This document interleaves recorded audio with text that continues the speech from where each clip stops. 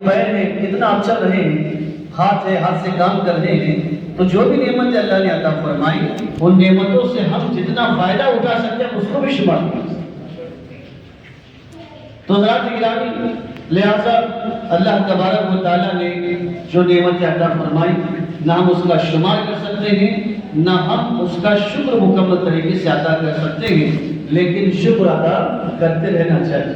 حضرات گرامی، لہذا اللہ تبارک و تعالیٰ نے جو نعمتیں ہمیں عطا فرمائی ہیں تو وہ دو قسم کی نعمت ہیں۔ ایک نعمت ہے کہ ختم ہو جائے تو دوبارہ وہ نعمت مل جائے۔ مثال، آپ کی سواری ہے، آپ کی موٹر سائیکل ہے، آپ کی کار ہے یا آپ کی سائیکل ہے، اگر وہ خراب ہو جائے تو دوسری آسان۔ اولاد ہے، نعمت ہے، انتقال ہو جائے اولاد مل سکتی۔ کاروبار ہے، کاروبار میں لاس ہو جائے، نقصان ہو جائے، دوبارہ محنت کریں اللہ آپ کو پھر کامیاب کرتا ہے۔ تو یہ نعمتیں ایسی ہیں کہ یہ نعمتیں دوبارہ مل سکتی ہیں، لیکن کچھ نعمت ایسی ہیں جو دوبارہ نہیں ملتی۔ زندگی میں صرف ایک ہی مرتبہ وہ نعمت ملتی ہے، دوبارہ وہ نعمت نہیں ملتی۔ ایک نعمت کہ مل جاتی ہے دوبارہ، اور دوسری نعمت جو دوبارہ نہیں ملتی، اور انہی نعمتوں میں ایک نعمت ہے والدہ، ماں باپ۔ ایگری ہوگی قبول کرنے اس بات کو؟ تو یہ نعمت ایسی ہے کہ دوبارہ نہیں۔ اسی لیے اللہ تبارک و تعالیٰ نے اور اس کے پیارے رسول صلی اللہ علیہ وسلم نے جن کا ہم پر سب سے زیادہ احسان ہے، اللہ اس کے رسول کا جو احسان ہے وہ سب سے زیادہ ہے، اور اللہ کے رسول صلی اللہ اس کے رسول کے احسان کے بعد اس دنیا میں ہم پر سب سے زیادہ جو احسان ہے وہ ماں باپ۔ اس لیے حضرات اللہ تبارک و تعالیٰ نے قرآن پاک میں ماں باپ کی قدر کرنے کے تعلق سے حکم دیا۔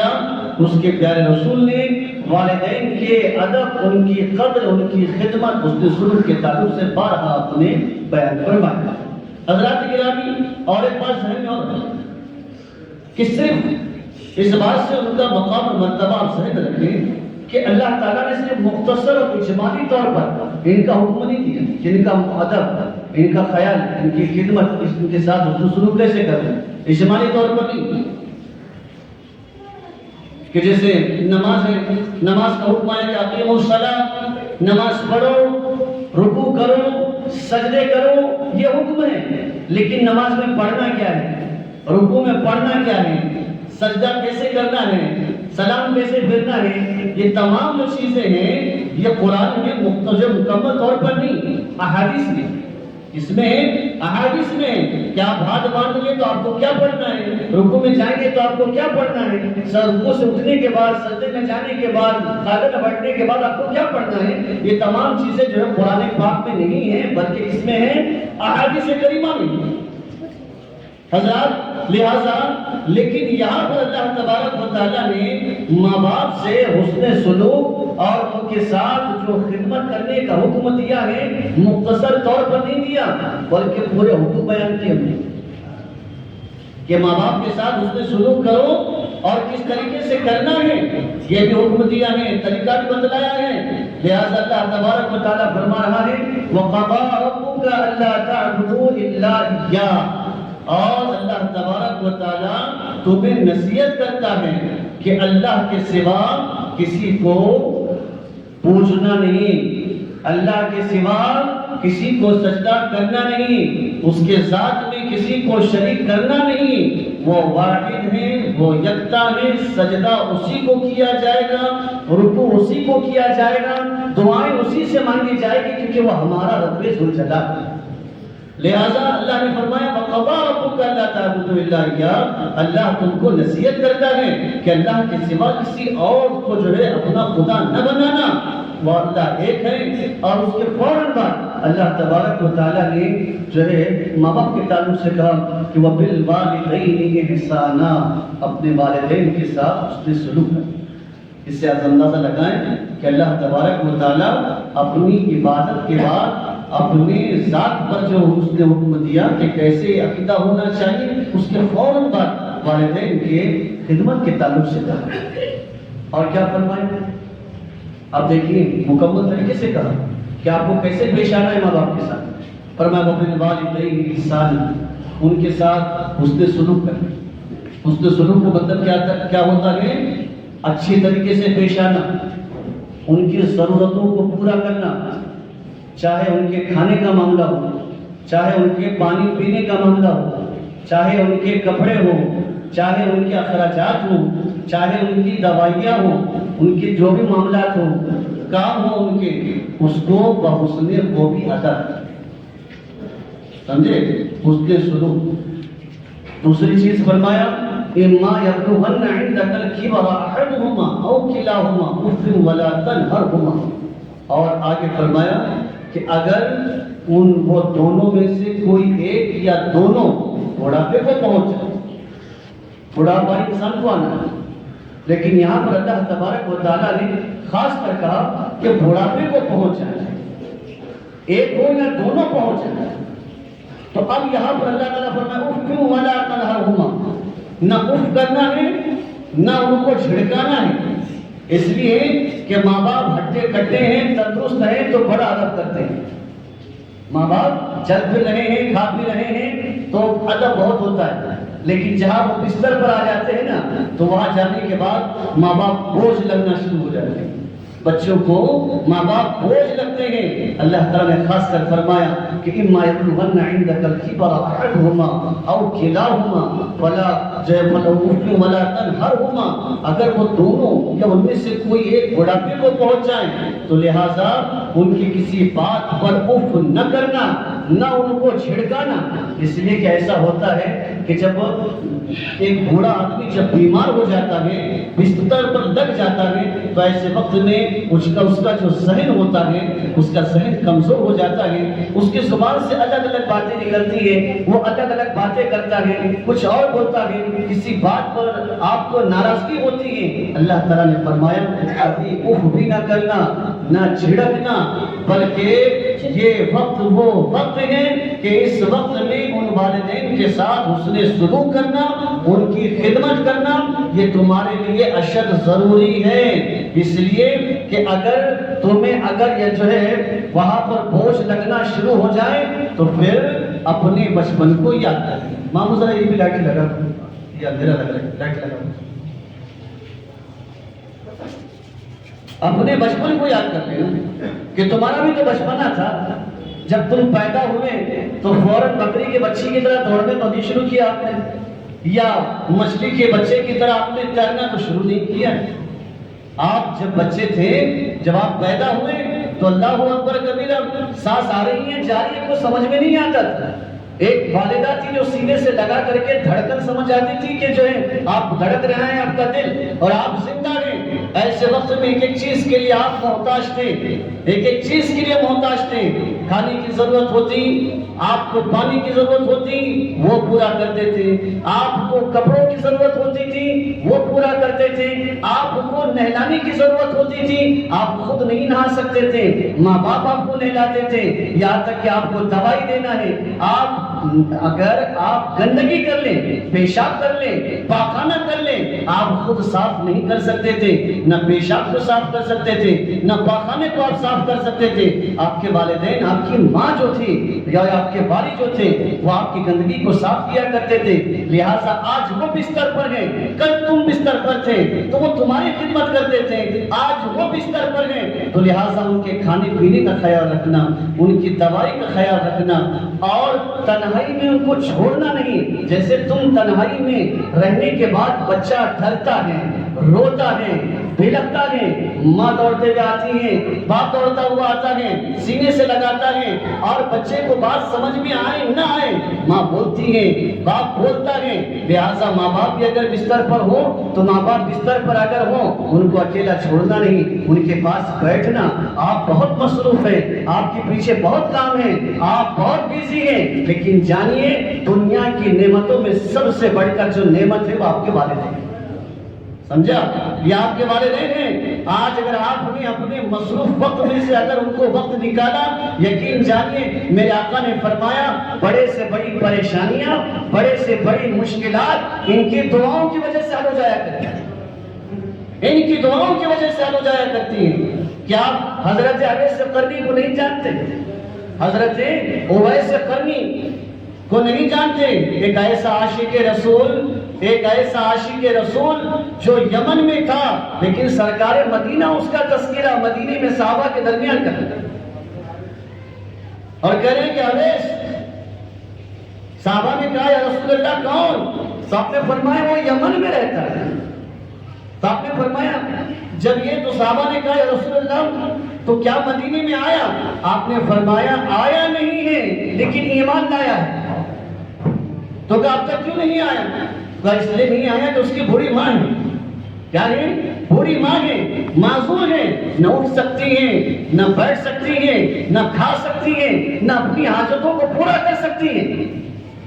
لہذا یہی وجہ ہے کہ اویس آنا چاہتا ہے لیکن ماں کی خدمت کی وجہ سے بندھا ہوا ہے اور وہ مدینے میں نہیں آ پا رہا ہے۔ لہذا آپ نے ایسے وقت میں سیدنا عمر فاروق کو اور مولا کائنات سے کہا تھا کہ میرا یہ تحفہ یعنی میرا جبہ امین جو ہے اویس قرنی کو دینا، میرا سلام کہنا اور ان سے کہنا کہ میری امت کی مغفرت کے لیے دعا کرنا۔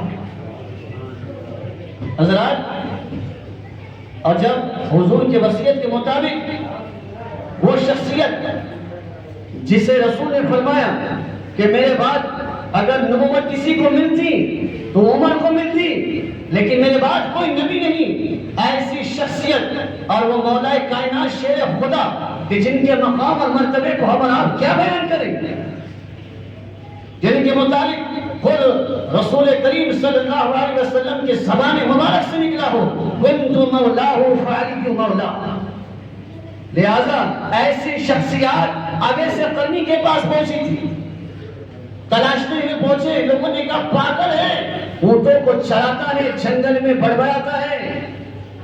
پتہ کرتے ہوئے پہنچ گئے تو دیکھا کہ ہاں لوگوں نے جو کہا تھا وہی ہے۔ جانے کے بعد کہا کہ کیا نام ہے تمہارا؟ تو کہا عبداللہ۔ کہا لوگ کیا پکارتے ہیں؟ تو کہا اویس کہتے ہیں، اویس کہتے ہیں۔ تو ایسے وقت میں سیدنا عمر فاروق رضی اللہ عنہ جان گئے حضور نے صرف جو ہے یمن کا پتہ ہی نہیں بلکہ نشانی بیان کی تھی کہ برص کی شکایت ہے، سفید داغ۔ اور یہ سفید داغ جو ہوتا ہے کتنی بھی بیماریاں یا کتنا بھی علاج کرایا جائے یہ برص کی بیماری نہیں جاتی، برص کی بیماری کبھی نہیں جاتی۔ تو وہ نشان تھا۔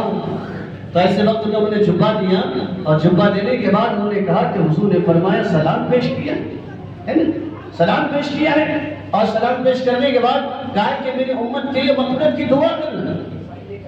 لیکن ایسا عاشق رسول تھا، عمر فاروق اور سیدنا علی کرم اللہ وجہہ الکریم سے سوال پوچھ بیٹھے، میں نے حضور کو دیکھا نہیں ہے، تم نے حضور کو دیکھا ہے؟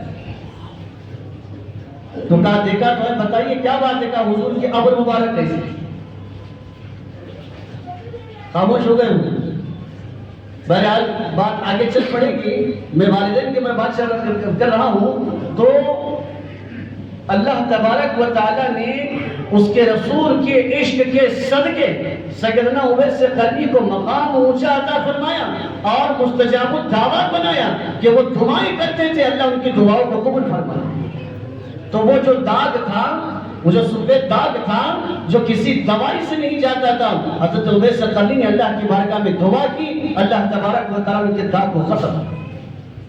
تو حضرات میں گفتگو کر رہا تھا، والدین بستر پر ہوں یا بڑھاپے کے عالم میں ہوں، آپ چاہے جتنے مصروف ہوں، آپ کے پاس چاہے جتنا کام ہو، چاہے بڑا بزنس آپ کا ہو، لیکن والدین کو اکیلا مت چھوڑیں، اس لیے کہ ان کی دعائیں اگر آپ کے ساتھ رہی تو آپ کا بزنس بھی سکسیس ہے، آپ کی دنیا بھی سکسیس ہے اور آخرت بھی سکسیس ہے۔ کیا ہے؟ آپ کی آخرت میں بھی کامیابی ہے۔ نبی کریم صلی اللہ علیہ وسلم نے کیا فرمایا؟ رضا الرب رضا الوالدین، سخط الرب سخط الوالدین۔ ماں باپ کی رضا میں اللہ کی رضا، ماں باپ کی ناراضگی میں اللہ کی ناراضگی ہے۔ یہ ذہن میں رکھیں، اس حدیث کو ذہن میں رکھیں مسلمانوں۔ حضور نے کیا فرمایا؟ ماں باپ کی رضا میں اللہ راضی۔ نمازیں پڑھ دیجئے، حج کر لیجئے، صدقات کر لیجئے، چاہے جتنی نیکیاں کر لیجئے، لیکن اگر ماں باپ ناراض ہیں، ماں باپ اگر ناراض ہیں تو یہ تم نہ سمجھنا کہ اللہ تم سے راضی ہے۔ والدین کو راضی کرنا پڑے گا۔ اللہ کی رضا چاہ رہے ہو تو والدین کو راضی کرنا پڑے گا۔ بغیر ان کی رضا کے وہ رب بھی راضی نہیں ہو سکتا، اور اگر وہ رب راضی ہو جائے تو حضرات گرامی، ماں باپ اگر راضی، ماں باپ کی رضا میں اللہ کی رضا، تو جس سے ماں باپ راضی ہو جائے جنت میں داخلہ اس کے لیے آسان، آسان، بڑا آسان ہے اس کے لیے جنت میں داخلہ۔ حضرت موسیٰ کلیم اللہ نے اللہ کی بارگاہ میں عرض کی تھی، یا الہ العالمین، وہ کون ہے کہ جو جنت میں میرے ساتھ ہوگا؟ تو کہا گیا کوئی بڑا عالم نہیں ہوگا، کوئی ولی نہیں ہوگا، بلکہ کھلا جگہ ایک قصاب ہے وہ ہوگا۔ حیران ہو کر کے پہنچے ہیں کہ ایک قصاب میرے ساتھ کیسے ہوگا؟ پتہ معلوم کر لیا، پہنچ گئے، دن بھر اس کے نقل و حرکت کو دیکھتے رہے، سب کچھ دیکھتے رہے، اور شام ہونے لگی تو کہا آج تیرا مہمان تیرے گھر پر رہنا چاہتا ہوں، سوچا کہ دن اور رات بھی دیکھ لوں کون سی وظیفے کون سی تسبیح گھما رہا ہے۔ گھر گئے، گھر جانے کے بعد اس نے اپنے اوزار نکالے، اور اوزار نکالنے کے بعد سب کچھ رکھا، اور بکریوں کا دودھ نکالا۔ بکریوں کا دودھ نکالنے کے بعد اس کے بچے آئے، اس کی بیوی آ گئی، لیکن اس نے ان کو ہٹا دیا۔ وہاں ایک کونے میں گیا، وہاں جب دیکھا کہ ایک چراغ جل رہا ہے اور کھٹیا پر دو کمزور سے جسم نظر آ رہے ہیں۔ وہاں گئے، وہاں جانے کے بعد آپ نے دیکھا کہ وہ اپنے ہاتھوں سے ان دو لوگوں کو جو کمزور نظر آ رہے تھے دودھ پلاتا ہے۔ اندھیرا تھا، حضرت موسیٰ علیہ السلام اس کے دودھ پلانے کے بعد اس جگہ پہنچے، دیکھا کہ دو بوڑھے تھے، دو بوڑھے تھے۔ آپ سمجھ گئے ہو نہ ہو یہ اس کے والدین ہیں۔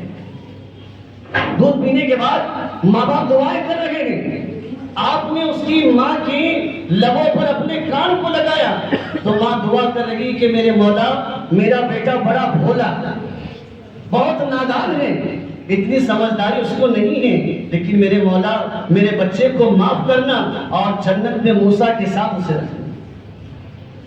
باہر آئے، باہر آنے کے بعد انہوں نے حضرت موسیٰ علیہ السلام نے اس سے کہا کہ بھائی تیری ماں کی دعا قبول ہو چکی ہے، میں اسی لیے آیا تھا کہ اللہ نے بشارت دی، خوشخبری سنائی کہ جنت میں میرے ساتھ بھلا شخص ہوگا، لہٰذا دن بھر نقل و حرکت دیکھتا رہا کہ تو کون سا ہے۔ ایسی کوئی بات نظر نہ آئی جو تجھے جنت میں اتنی آسانی سے لے جائے، لیکن تیری ماں باپ کی دعا ہی تھی کہ جو جنت میں کے لیے راستے کو تیرے لیے آسان اس نے کر دیا۔ تو حضرات گرامی، یہ ماں باپ ہیں، ان کو راضی کرو، ماں کی دعا لیا کرو، باپ کی دعا لیا کرو، سمجھا؟ بڑے سے بڑے مشکلات آسان ہو جاتی ہیں، بڑے سے بڑے اولیاء کو ولایت ملی ہے انہی کی دعاؤں سے۔ حضرت امام بخاری کو کون نہیں جانتا؟ امام بخاری کو جانتے کہ نہیں جانتے؟ بولو بھائی، آج ایک طبقہ ہے جس کو بخار چڑھا ہے امام بخاری کا۔ قرآن کو بعد میں لیں گے، امام بخاری کو پہلے لیں گے۔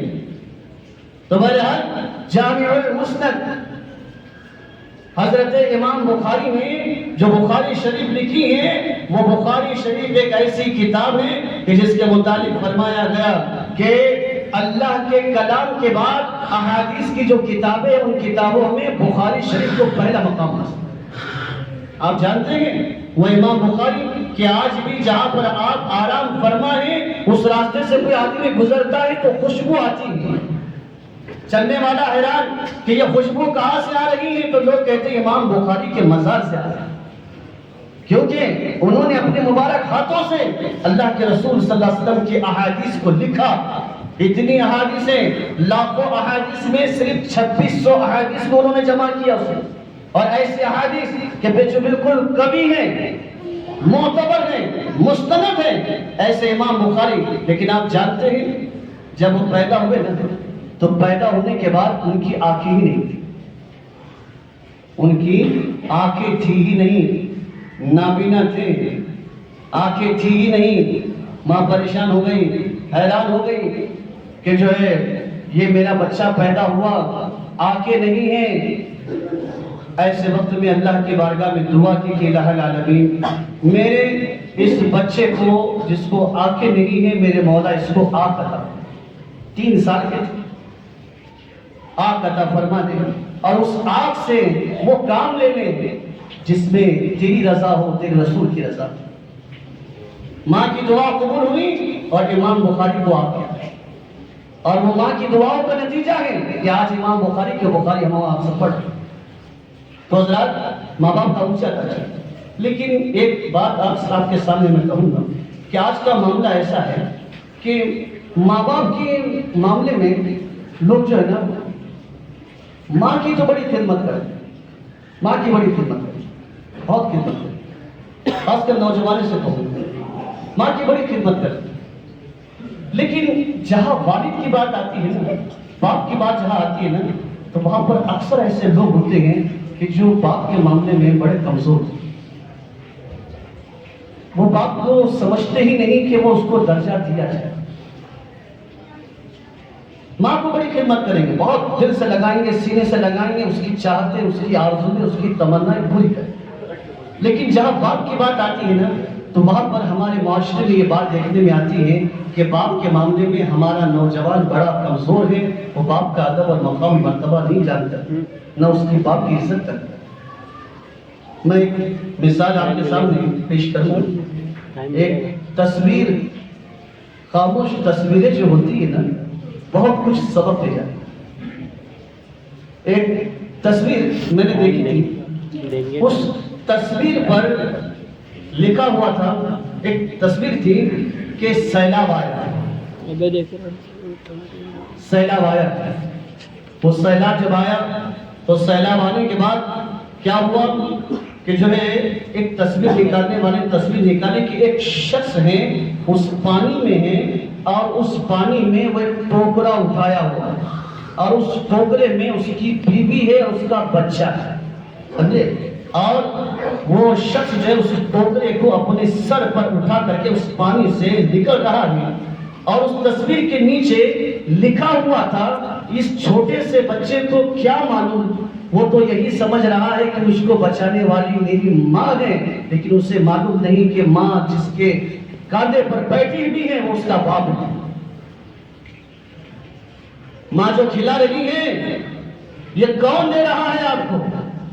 یہ آپ کا باپ ہے جو دن کی جو گرمی نہیں دیکھ رہا، جو تپتی دھوپ نہیں دیکھتا، جو صحرا نہیں دیکھتا، جو آسرا نہیں دیکھتا، وہ دن رات اپنے خون کو پسینہ کر دیتا ہے. یہ آپ جو بھی مشروبات پی رہے ہیں اس کا انتظام کرنے والا کون ہے؟ آپ بیمار ہو جاتے ہیں تو بیمار ہو جانے کے بعد رات رات میں دوڑ کر کے جانے والا اور اس ڈاکٹر کے پاس آپ کو لے کر کے جانے والا، اپنے پیسے کو پانی کی طرح خرچ کرنے والا، اور کچھ نہ ہو تو اپنی قیمتی چیز کو بیچنے والا، آدھی رات کو مزدوری کرنے والا، کسی کے آگے اپنے آپ کو بیچنے والا، وہ کوئی اور نہیں تمہارا باپ ہے. یہ جو کپڑے پہن رہے ہو یہ کپڑے کہاں سے آ رہے ہیں؟ ماں پہنا رہی ہے، لیکن وہ لانے والا تمہارا باپ ہے. آج کالجوں میں جا کر کے اپنے آپ کو بڑا طاقتور سمجھ رہے ہیں، بہت طاقتور ہو گئے ہو، لیکن اس منزل تک پہنچانے والا کیا خود سے پہنچے ہو؟ اس میں تمہارے ماں باپ کی خدمتیں ہیں، ماں باپ کی محنتیں ہیں. آج بہت بڑے آدمی بن گئے ہو، باپ کو کچھ نہیں سمجھتے. ماں کو تو آپ حج کروا رہے ہو، لیکن بیچارہ باپ آج بھی مجبور بیٹھا ہے. کئی لوگ تو ایسے ہیں عمرے پہ عمرے کر رہے ہیں، عمرے پر عمرے کر رہے ہیں، بیوی بچوں کو لے کر کے چلے جائیں گے، گھر میں ماں باپ بیچارے خاموش بیٹھے. یہ حالات ہیں. تو لہذا باپ کو کم نہ سمجھنا، ماں سے کم نہیں ہے. حضور نے جہاں فرمایا الجنت تحت اقدام امہات، ماں کے قدموں کے نیچے جنت ہے، وہی حضور نے فرمایا الوالد اوسط ابواب الجنہ، باپ جنت کا دروازہ ہے. حضرات یہ باپ کا مرتبہ ہے. وہ صحابی آئے تھے نا حضور کے پاس، کہا یا رسول اللہ میرے والد میرے بغیر اجازت کے میرے پیسے لے لیتے ہیں، میرے پیسے لے لیتے ہیں، پوچھتے نہیں. حضور سے شکایت کی. جب حضور سے شکایت کی حضور نے فرمایا باپ کو بلاؤ. جب وہ آئے تو کچھ بولتے ہوئے آ رہے تھے اور جبرائیل امی کے ذریعے رب ذوالجلال نے ان کے جو باتوں کو رسول اللہ تک پہنچا دیا. جب وہ آئے ہیں آنے کے بعد باپ کو بٹھا دیا، کہا بول کیا بولتا ہے؟ تو کہا یہ میری بغیر اجازت کے میرے پیسے لے لیتے ہیں. ایسے وقت میں آپ فرمائیے نصیحت کیجئے. حضور نے فرمایا تیرا مال اور سب کچھ تیرے باپ کا ہے، وہ بغیر اجازت کے لے سکتا ہے. یہ ہے باپ کا مرتبہ. لہذا ماں باپ کی قدر کرو. اسی لیے جو کہا گیا نعمتیں کچھ ایسی ہیں، نعمتیں کچھ ایسی ہیں جو مل جائے گی یہ نعمت دوبارہ نہیں. آج جو ماں باپ جن کے چلے گئے نا، اگر اس نے گھر بنا لیا نا تو پہلے یہ سوچتا ہے کہ میری ماں اور میرے والد اگر حیات ہوتے تو میرے گھر میں کیا خوشیوں کا ماحول ہوتا. اگر کوئی کار لیتا ہے نا تو کار لینے کے بعد اگر ماں باپ ہیں تو ان کو پہلے بٹھائے گا، نہیں ہے تو یہی تمنا کرتا ہے کاش میرے ماں باپ ہوتے تو میری کار میں بیٹھتے، وہ مجھے یہ سکسیس اور کامیاب انسان دیکھ کر کے کتنا خوش. آج ہے قدر کرو، نہیں ہے تو ان کے لیے بھی حقوق ہیں، ان کے لیے بھی حقوق ہیں. اور وہ حقوق کیا ہیں؟ سب سے پہلا حق یہ ہے کہ ان کے لیے ہمیشہ دعا کرتے رہنا مغفرت. ان کے لیے دوسرا حق کا استغفار کرتے رہو 2 مرتبہ. تیسری مرتبہ انہوں نے وصیت کی کہ بھائی میری تمنا یہ ہے کہ خلا آدمی کی مدد کی جائے یا خلا مدرسے میں یا مسجد میں دیا جائے، کچھ وصیت کی ہے وہ وصیت پوری کرو. تیسرا حق یہ ہے کہ ان کے جو دوست احباب ہیں، تمہاری ماں کی جو سہیلیاں ہیں ان سے اچھے تعلق رکھو، باپ کے جو دوست ہیں ان سے اچھے تعلق رکھو. اور 5واں حق یہ ہے کہ تمہارے دادا کی والد کی طرف سے دادا کے جتنے رشتہ دار ہیں ان سے اچھا سلوک کرنا. یہ نہیں کہ باپ چلا گیا ہم کو کوئی ضرورت نہیں، ماں چلی گئی ہم کو کوئی ضرورت نہیں، دونوں سے اچھے تعلقات رکھنا ماں باپ کے یہ حقوق میں سے ہے. جمعہ کا دن ہے، لہذا ماں باپ کی قبروں پر جایا. کوئی موسم ہو قبروں پر جایا کرو. قبروں پر گرمی ہو قبروں پر جاؤ. جب تمہیں گرمی لگتی تھی تو وہ تمہارے لیے آسرا بن جاتی. سردی ہو تب بھی جانا. جب تمہیں سردی لگتی تھی وہ اپنی جسم کی حرارت سے تمہیں گرمی پہنچاتی. اور اگر بارش ہو بجلیاں کڑک رہی ہو تو یہ ذہن میں رکھنا کہ جب بھی بجلیاں کڑکتی تھی یہی ماں باپ میرے ڈرنے کے بعد اپنے سینے سے لگایا. لہذا اس لیے رسول کریم صلی اللہ علیہ وسلم نے فرمایا کہ آج میں یہ تمنا کرتا ہوں کہ کاش میری والدہ زندہ ہوتی اور میں مسجد نبوی میں مصلی پر کھڑا ہوتا، نیت باندھا ہوتا اور ایسے وقت میں میرے کمرے کی دروازے، میرے کمرے کی کھڑکی کھلتی اور وہاں سے میری والدہ آمینہ آواز دیتی یا محمد، اے محمد یہاں آؤ، مجھے تمہاری ضرورت ہے. میں نماز چھوڑ کے ماں کے قدموں میں پہنچا.